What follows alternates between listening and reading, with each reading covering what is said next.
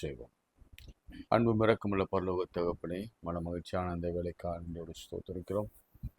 நாங்கள் நிற்பதும் நிர்மூலமாகாமல் நிற்பதும் கர்த்தருடைய கிருபையே.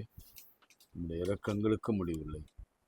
அவை காலைதோறும் புதிதாக இருக்கிறதுக்காக ஸ்தோத்திரம்.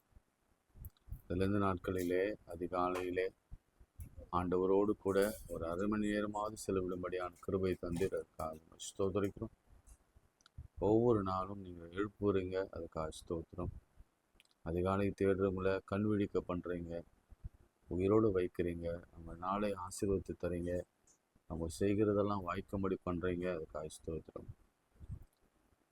நாங்கள் எப்போதும் உண்மை தேட நம்ம நிர்ணயித்திருக்கிறோமோ, எங்களுக்கு முன்பாகவே நீர் எங்களுக்காகவே காத்திருக்கிறீர். நாங்கள் காத்திருப்பதை காட்டிலும் நீர் என் பிள்ளை எப்பொழுது என்னிடத்தில் வருவான் என்று காத்திருக்கிற இந்த பெரிய கிருபைக்காக ஸ்தோத்திரிக்கிறோம் ஆண்டவரே. இந்த அப்பா பிள்ளை இந்த உறவு கொடுத்த கிருபைக்காக நன்றி ஆண்டவரே. உண்மையிலே சொல்ல போனால் உண்மை தேடலைன்னா நாங்கள் எப்போதும் மண்ணுக்குள் மண்ணாக இருப்போம். உண்மை தேடினதுனாலே நாங்கள் உயிரோடு இருக்கிறோம். நாங்கள் இதை ஒரு நாளும் ஒரு நிமிடமும் மறக்காமல் நாங்கள் தொடர்ந்து செய்ய எங்களுக்கு வேண்டிய நீண்ட ஆயுளையும் ஆரோக்கியத்தையும் சந்தோஷத்தையும் சமாதானத்தையும் அற்புதத்தையும் அடையாளத்தையும் தந்து இதை ஆசீர்வதிக்க வேண்டும் என்று இயேசுவின் நாமத்தில் ஜெபிக்கிறோம் நல்ல பிதாவே, ஆமென். கல்வாரி சிநேகம் கரைத்திடும் என்னை கல்மனம் மாற்றி அந்த பாடியின் சில சரணங்களை பாடுவோம். கல்வாரி சிநேகம் கரைத்திடும் என்னை கல்மனம் மாற்றி கரைந்தோட செய்யும். கல்வாரி சிநேகம் கரைத்திடும் என்னை கல்மனம் மாற்றி கரைந்தோட செய்யும். கல்வாரி சிநேகம் காலங்கள் தோறும் காவலில் உள்ளோர் காணட்டும் உம்மை களிப்போடு என்றும். காலங்கள் தோறும் காவலில் உள்ளோர் காணட்டும் உம்மை களிப்போடு என்றும். குரு சதின் ரத்தம் குரல் கொடுக்கட்டும். குரு சதின் ரத்தம் குரல் கொடுக்கட்டும். கும்பிடுவோரை குணமாக்கும் வேதம். கும்பிடுவோரை குணமாக்கும் தேவன். கல்வாரி சிநேகம் கரைத்திடும் என்னை கல்மனம் மாற்றி கரைந்தோட செய்யும். கல்வாரி சிநேகம் இருண்டதோர் வாழ்வில் இன்னும் வாழ்வோர் இனியாவது திருமுகம் காண. இருண்டதோர் வாழ்வில் இன்னும் வாழ்வோர் இனியாவது திருமுகம் காண. நாதாவும் சிநேகம் பெருகட்டும் என்னில். நாதாவும் சிநேகம் பெருகட்டும் என்னில். என்னை காணுவோம் உம்மை காணட்டும். என்னை காணுவோம் உம்மை காணட்டும். கல்வாரி சிநேகம் கரைத்திடும் என்னை கல்மனம் மாற்றி கரைந்தோட செய்யும். கல்வாரி சிநேகம் அற்பமான வாழ்வு அற்புதமாய் மாற அனைத்தையும் தந்தேன் ஆட்கொள்ளும் தேவா. அற்பமான வாழ்வு அற்புதமாய் மாற அனைத்தையும் தந்தேன் ஆட்கொள்ளும் தேவா. நான் சிறுகவும் நீர் பெருகவும், நான் சிறுகவும் நீர் பெருகவும், தீபத்தின் தீரியாய் எடுத்தாட்கொள்ளும், தீபத்தின் தீரியாய் எடுத்தாட்கொள்ளும். கல்வாரி சிநேகம் கரைத்திடும் என்னை, கல்மணம் மாற்றி கரைந்தோட செய்யும், கல்வாரி சிநேகம். கைகளை உயர்த்தி நான் சொன்ன இந்த நாட்களிலே நாம் செய்ய வேண்டிய சில காரியங்கள் உண்டு. மோசே போல கைகளை உயர்த்தி செபிக்கணும், முழங்காலில் செபிக்கணும், வேதத்தை முழங்காலில் என்று வாசிக்கணும், நேர் முழங்காலிலே கண்களை வானத்துக்கு நேராக எடுத்து நாம் ஸ்தோத்திரம் பண்ணி செபிக்கணும். 1000 ஸ்தோத்திரங்களாவது ஒரு நாளைக்கு ஏறெடுக்கணும். இப்படி நம்முடைய தேவைகளை உபவாசம் இருந்து இரட்டிலும் சாம்பலிலும் உட்கார்ந்திருந்த பிள்ளைகளைப் போல நாம் மௌனமாக இருந்த ஆண்டவரோடு கூட பல மணி நேரங்கள் தனிமையில செலவிட வேண்டாம். இப்படிலாம் செலவிடும் பொழுது கர்த்தர் நிச்சயமாகவே ஒரு பெரிய அதிசயத்தின் நாளை குறித்து அவரே வந்து கட்டளை வெளிப்படுத்துவார். நமக்கான கட்டளை பிறப்பிக்கப்படும், நமக்கான பதில் வரும். இப்போ சரீர சுகவீனமாக இருப்பீங்கன்னா நீங்கள் கைகளை உயர்த்துங்க. உயர்த்த முடியலன்னா உங்கள் இருதயத்தில் கையை வைத்து கொள்ளுங்க, இல்லை கையை கூப்புங்க. கையை கூப்பி ஆண்டவரை நோக்கி, ஆண்டவரே எனக்கு உதவி செய்யுங்க, ஆண்டவரே எனக்கு ஒத்தாசை வரும் பர்வதங்களுக்கு நேராக என் கண்களை ஏறெடுக்கிறேன். வானத்தையும் பூமியும் உண்டாக்கின கர்த்தரிடத்திலிருந்து ஒத்தாசை வரும். 4 திசைகள் அடைக்கப்பட்டிருக்கின்றன. ஆனால் திறந்திருக்கிற ஒரே திசையை நோக்கி விசுவாசத்தோடு நாங்கள் கூப்பிடுகிறோம். எப்பத்தா என்று நீர் நேற்று கதறினீர், உடனே திறக்கப்பட்டது. செவிகளும் வாயும் திறக்கப்பட்டது. அனைவருடைய உள்ளங்கள் இப்பொழுது திறக்கப்படுகிறது. அனைவருடைய அடைப்புகள், இருதயத்திலே காணப்படுகிற அடைப்புகள், நுரையீரலிலே காணப்படுகிற அடைப்புகள் இயேசுவின் நாமத்திலே திறக்கப்படுகிறதுக்காய் ஸ்தோத்திரிக்கிறேன். நிறைய டிவிகள் இயேசுவின் நாமத்திலே டியூபர்குலோசிஸை கர்த்தர் இப்பொழுது குணமாக்குறதை நான் ஆவியிலே உணர்கிறேன். ஆண்டவரே என்னை மன்னித்து, என்னுடைய பாவங்கள் எல்லாவற்றையும் மன்னித்து, என் நோய்கள் எல்லாம் குணமாக்கி, என் பிராணனை அழிவுக்கு விலக்கி மீட்டு, நன்மையினாலே கிருபையினாலே என்னை முடிசூட்டும் என்று சொல்லுங்க. எல்லாரும் அந்த வார்த்தையை சொல்லுங்க. ஆண்டவரே என்னை மன்னித்து, என்னை குணமாக்கி, என் பிராணனை அழிவுக்கு விலக்கி மீட்டு, நன்மையினாலே கிருபையினாலே முடிசூட்டுங்கன்னு சொல்லுங்க. கர்த்தர் நித்தமும் நடத்தி மகா வறட்சியான காலங்களிலே உன் ஆத்துமாவே, என் ஆத்துமாவே அவன் நினமுள்ளதாக மாற்றுவார். மலைகள் விலகினாலும், பர்வதங்கள் நிலை பெயர்ந்தாலும், அவருடைய கிருபை நம்மை விட்டு விலகாமல், அவருடைய உடன்படிக்கை நம்மை விட்டு விலகாமலும் இருக்கும் என்று உன் தேவனாகிய கர்த்தர் சொல்கிறார். இதோ இமைப்பொழுது உன்னை கைவிட்டேன், இரக்கங்களினாலே நான் உன்னை சேர்த்து கொண்டேன். மன இரக்கமுள்ள ஆண்டவர், கிருபை உள்ள ஆண்டவர் கர்த்தர் நம்மை சேர்த்து கொள்ள பிரியப்படுகிறார்.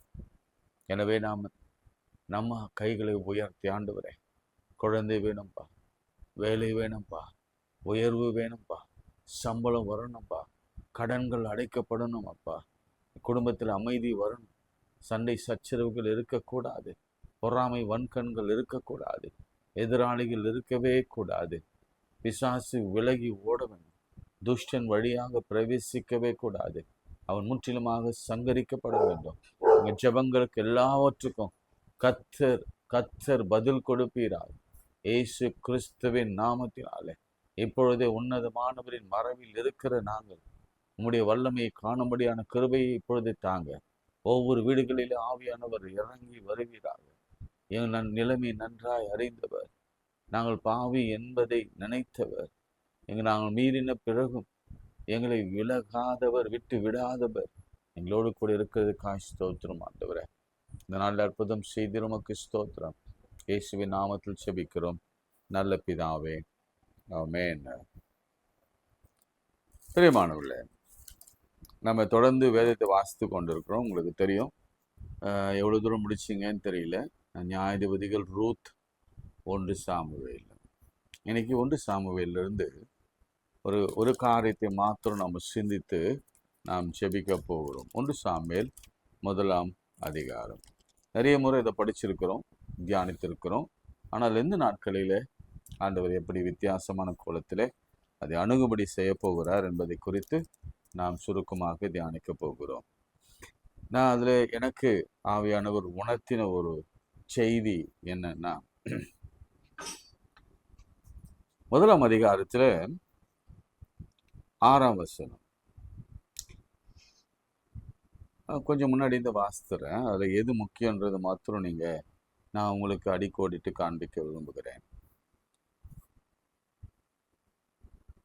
3ஆம் வசனம். அந்த மனுஷன் ஷீலோவிலே சேனைகளின் கர்த்தராகிய கர்த்தரை பணிந்து கொள்ளவும் அவருக்கு பலியிடவும் வருஷந்தோறும் தன் ஊரிலிருந்து போய் வருவான்.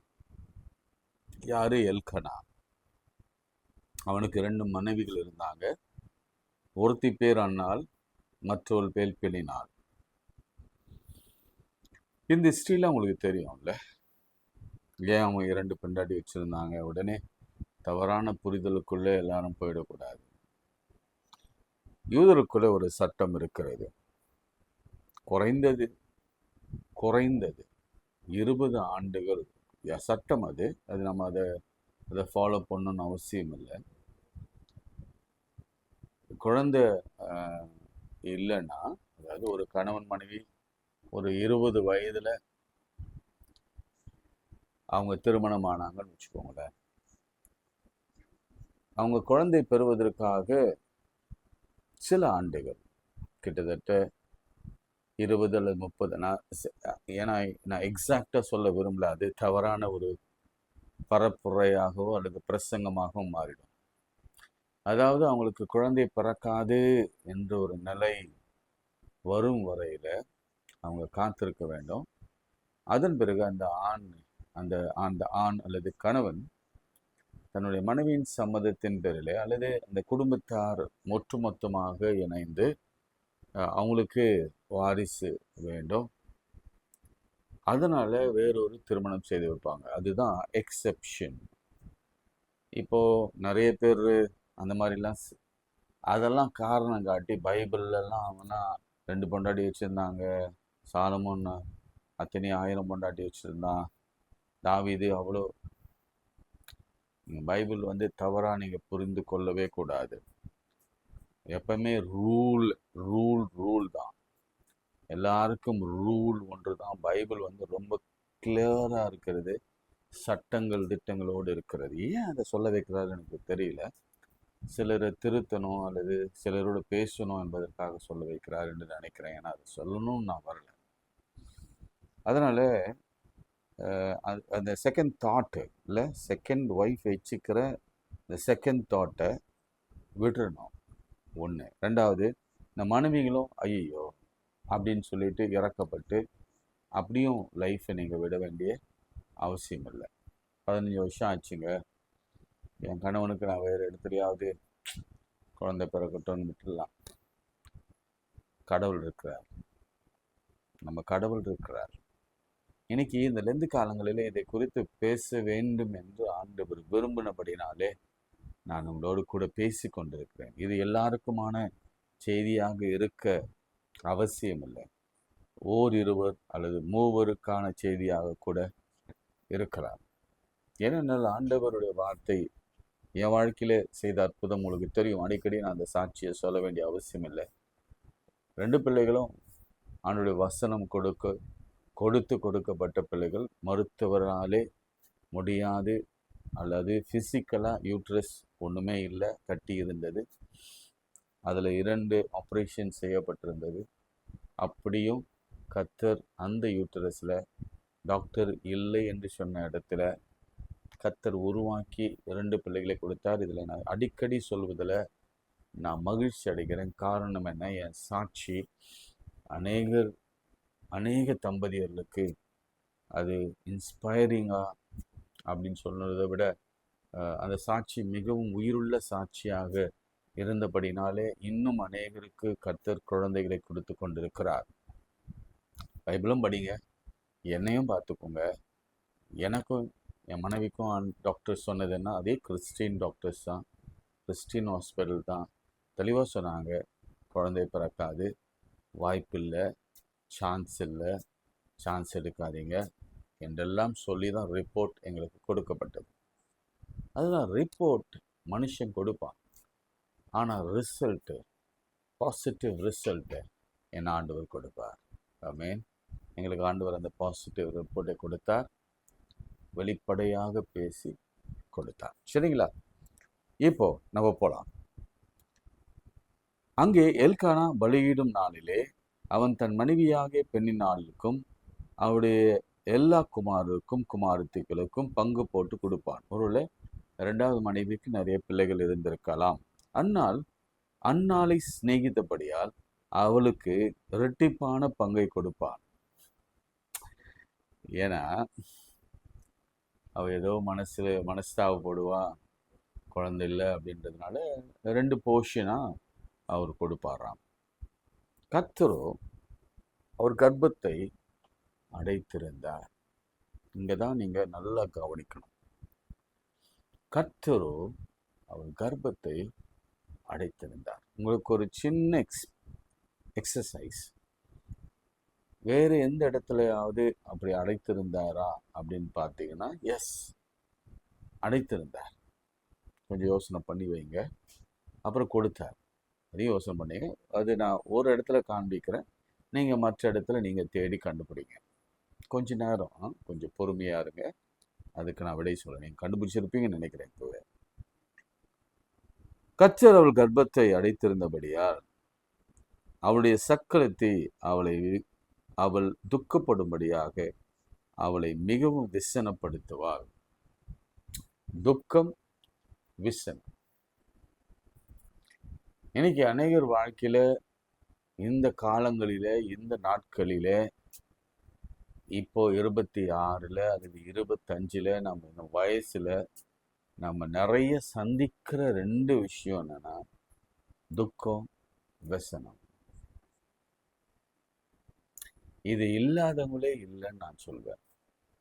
ஏதாவது ஒரு வகையில கணவன் வழியாகவோ, மனைவி கணவனுக்கோ, பிள்ளைகள் பெற்றோருக்கோ, பெற்றோர் பிள்ளைகளுக்கோ, வேலையிலோ அல்லது வருமானத்திலோ அல்லது வியாபாரத்திலோ அல்லது வேற ஏதோ ஒரு காரணத்தினாலும் துக்கமும் விசனமும் இல்லாதவர்கள் இன்றைக்கு உலகத்தில் இல்லை.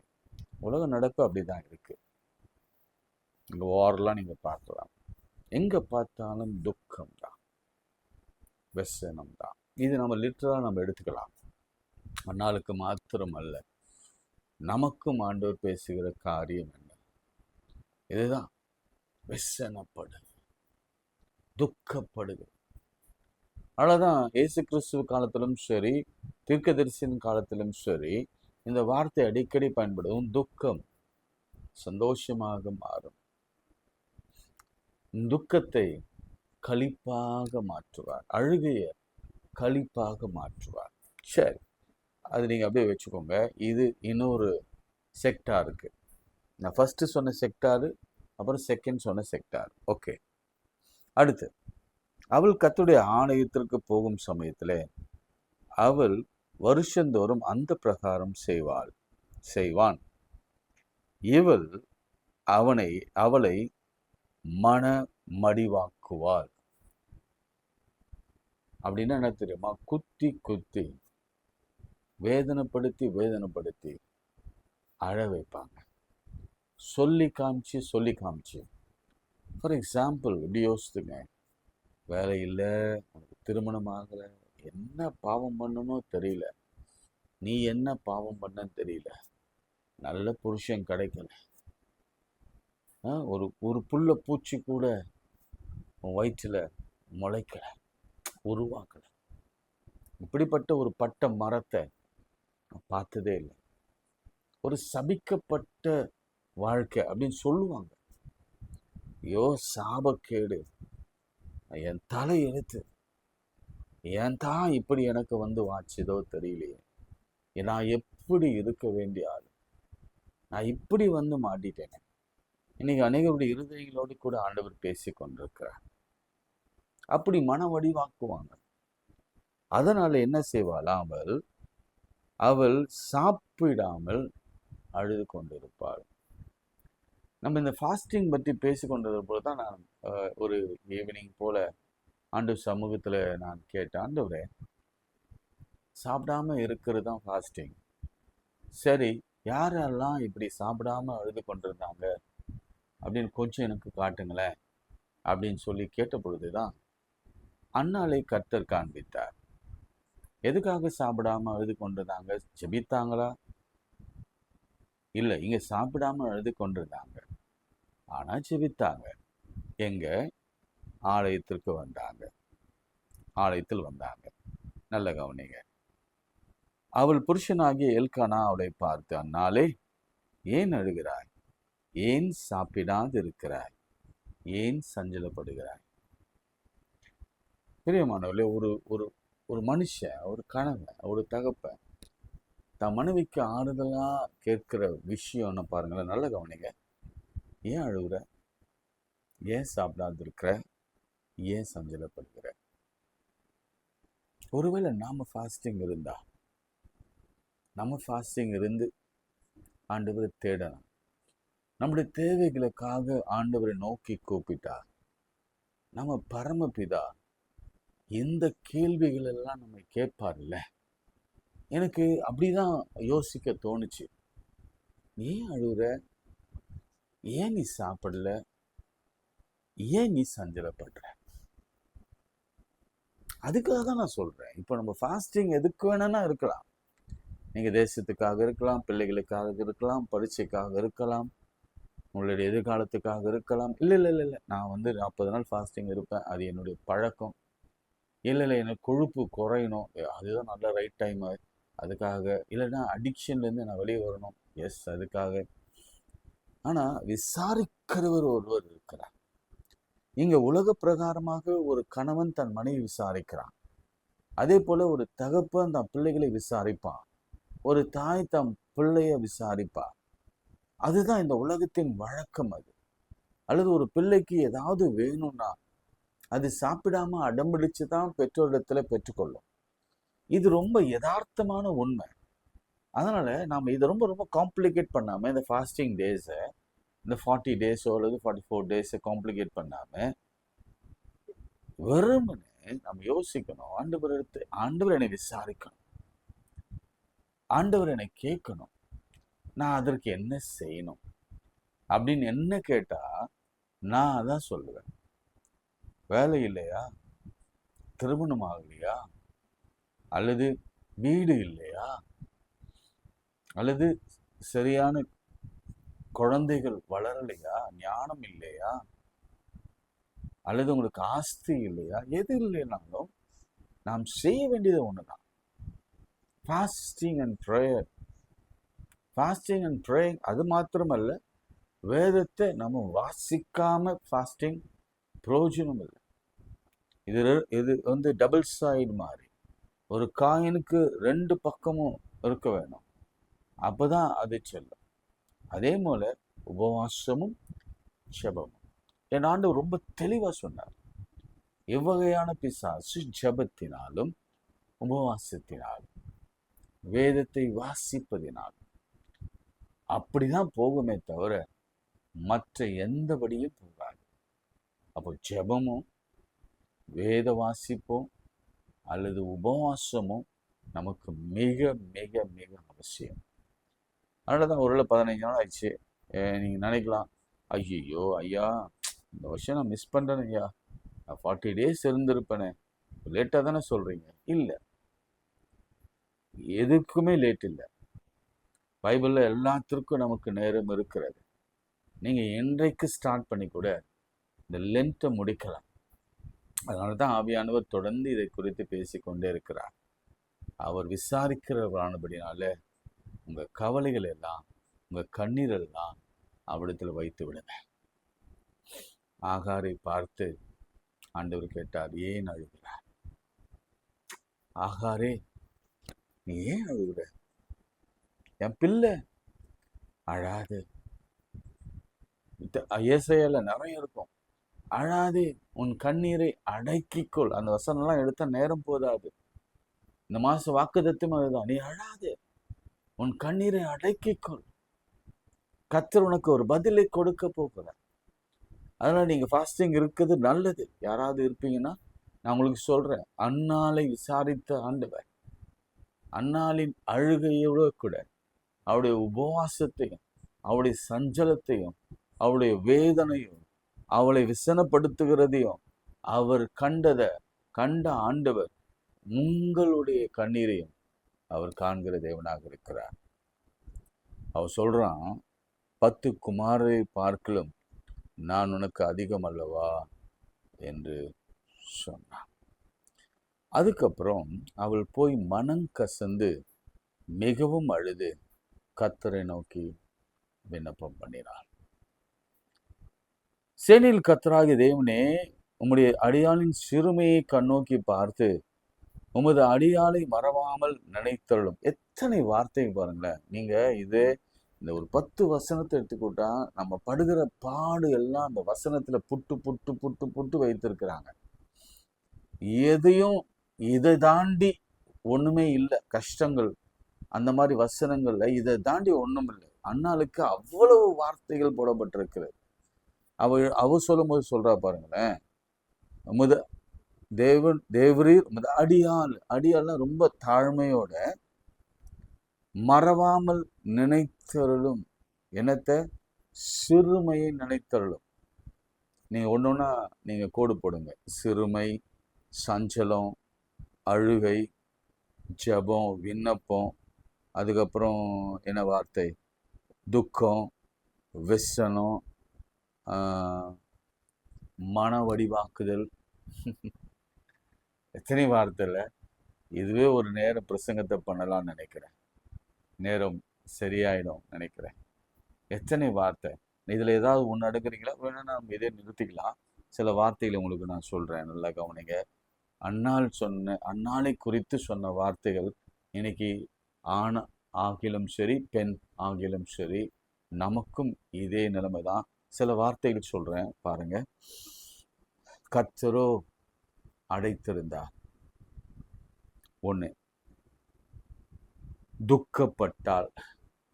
துக்கப்பட்டாங்க. நாமும் கூட கர்த்தர் ஏதோ ஒரு விஷயத்தை அடைத்திருக்கிறார். துக்கப்படுகிறோம், விசனப்படுகிறோம், மன வடிவாக்கப்படுகிறோம். அதுவும் தினந்தோறும் அப்படி நடக்குது. வருஷந்தோறும் அப்படி நடக்குது. அழுது கொண்டே இருக்கிறோம், சாப்பிடாமல் இருக்கிறோம், சஞ்சலப்படுகிறோம். எந்த அன்பும் நமக்கு. அவர் சொல்றாரு, கணவன் 10 பிள்ளைகளை காட்டிலும் நான் கணவன் பெருசு இல்லையா அப்படின்றார். கணவனே வந்தாலும் 10 பிள்ளைகள் இருந்தாலும் நமக்கு அந்த சஞ்சலத்துல நம்முடைய வருத்தத்துல யாரும் பங்கு எடுக்கவே முடியாது. நம்ம தான் அனுபவிக்க வேண்டும். நம்ம சஞ்சலத்தை, நம்முடைய வேதனையை, நம்முடைய துக்கத்தை, நம்முடைய அழுகையை, நம்முடைய व्यसனத்தை நாம தான் அனுபவிக்க வேண்டும். அப்படியே தொடர்ந்து பார்க்கும் பொழுது பாருங்க, மனம் கசந்து அப்படியே உள்ளத்தை அப்படியே பிடிக்கும். அதாவது நீ அப்படி அழுதுருக்கலாம் எனக்கு புரியல. மனம் கசந்துன்றது என்ன தெரியுமா? ஹார்ட்டு பீட் பண்ணும், பயங்கர ஃபாஸ்ட் அடிக்கும், வயிறெல்லாம் அப்படியே ஒரு கலக்கும், கண்களிலிருந்து தண்ணீர் ஓடி வரும், உடல் சுகவீனமாகும். இன்று பல விஷயங்கள் இருக்குது. அதில் மனம் கசந்து கண்ணீர் தாரத்தாரையாய் வரும். டிப்ரெஷன் மோடுக்கு போயிடுவோம், அதாவது ஆங்ஸைட்டி மோடில் போயிடுவோம். அப்படிப்பட்ட ஒரு நிலைமை.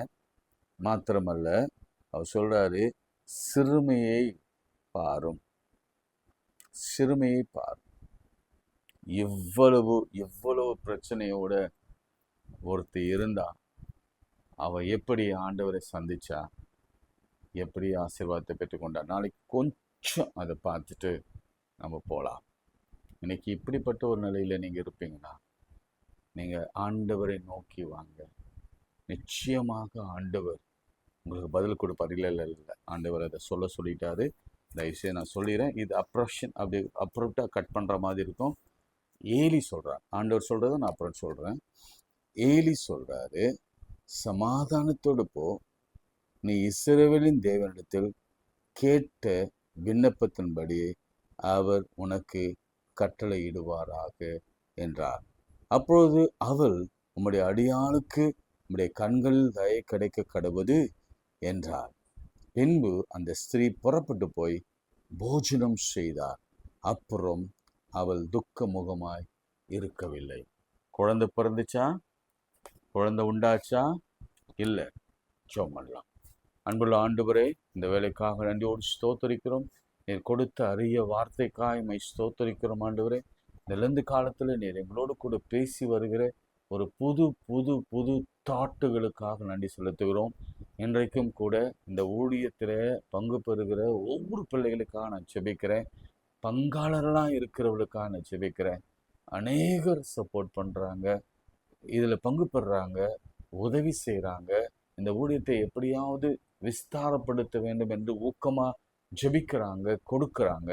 அந்த குடும்பங்களில் இந்த ஊழியத்திற்கேற்ற பலன், தீர்க்கதரிசிக்கேற்ற பலன், உபவாசத்திற்கேற்ற பலன், வேத அறிவுக்கேற்ற பலன், அரை மணி நேரம் ஜெபிப்பதற்கேற்ற பலன், தினந்தோறும் அரை மணி நேரமாவது ஜெபிக்கிறவர்களுடைய பலன் அந்த குடும்பத்தில் பிரவேசிக்கட்டும்.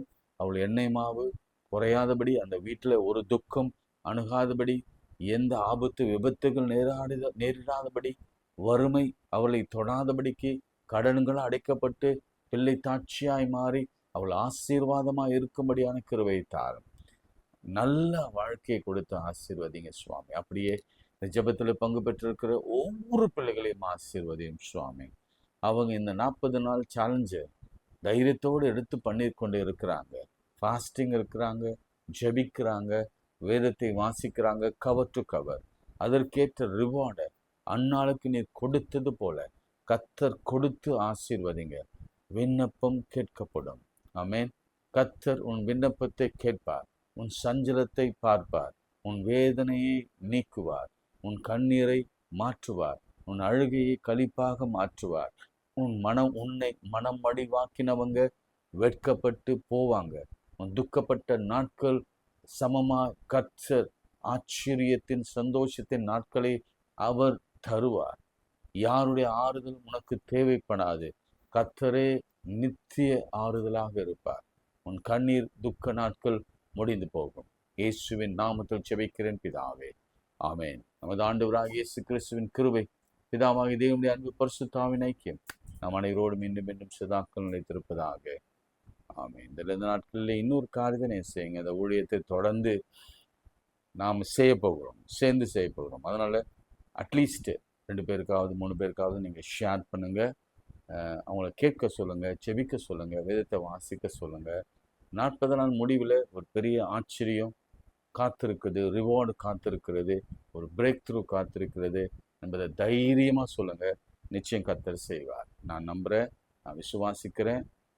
நான் அதில் 100% ஆண்டவர் நல்லவர், அவர் உண்மையுள்ளவர், அவர் வாக்கு கொடுத்தவர், மாறாதவர் என்று அறிந்திருக்கிறேன்.